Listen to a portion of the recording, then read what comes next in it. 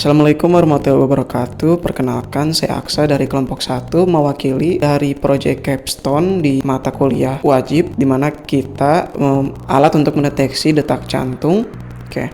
Nah, di sini sudah ada alatnya. Nah, di sini alatnya data akan diproses oleh ESP32.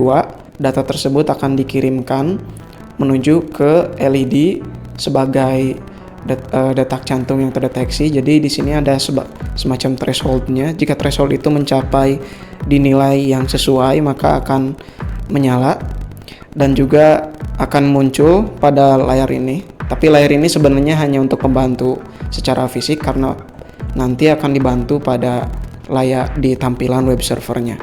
Lalu di sini ada sensornya sendiri. Di sini sensornya kita memanfaatkan masih sederhana ya. Si jari ini akan menyentuh dengan sensor detak jantung ini, di mana di posisi ini, lalu dia akan dijepit dan nanti datanya akan muncul semacam grafik gitu di sini dan juga di web servernya.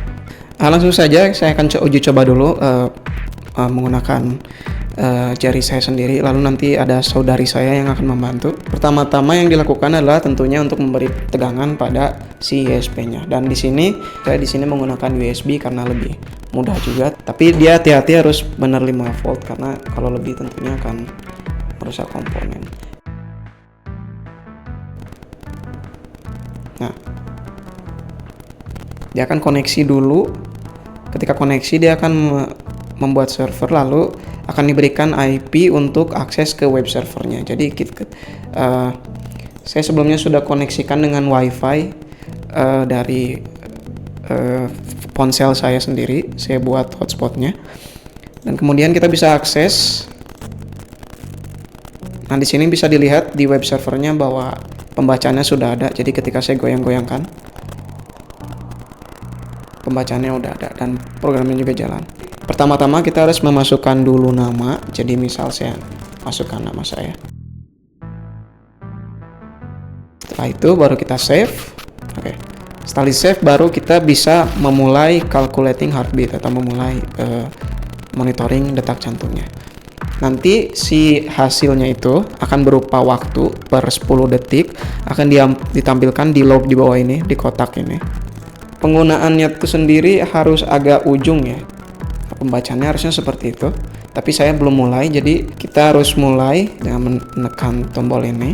Ketika kita mulai, dia akan menghitung mundur dulu agar kita bisa bersiap-siap, baru bisa dibaca. Oke, 72 ppm. Oke, datanya sudah ada di web servernya. 78. Oke, bisa dilihat bahwa data yang muncul di web server itu per 10 detik. Jadi memang agak lama. Jadi bisa optimalnya memang harus pembacaan itu di sekitar 1 menit atau 30 detikan bisa. Nah, misal sudah selesai, kita tinggal pencet lagi untuk stop calculating heartbeat. Dan setelah itu data akan tersimpan di sini dan data ini bisa kita save berupa data Excel. Dan nanti akan muncul, nah seperti ini.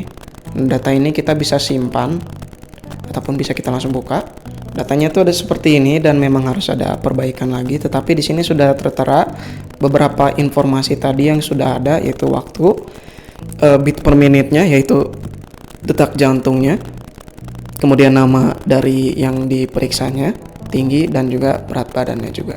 Oke, selanjutnya saya akan coba untuk pengujian pada saudari saya. Mungkin sebagai perbedaan karena kita memiliki perbedaan umur juga. Jadi untuk normalnya di umur yang lebih tua itu di kisaran antara 60 hingga 100 bpm. Tetapi biasanya untuk umur yang lebih muda itu lebih tinggi, yaitu di antara 70 hingga di 100 bpm.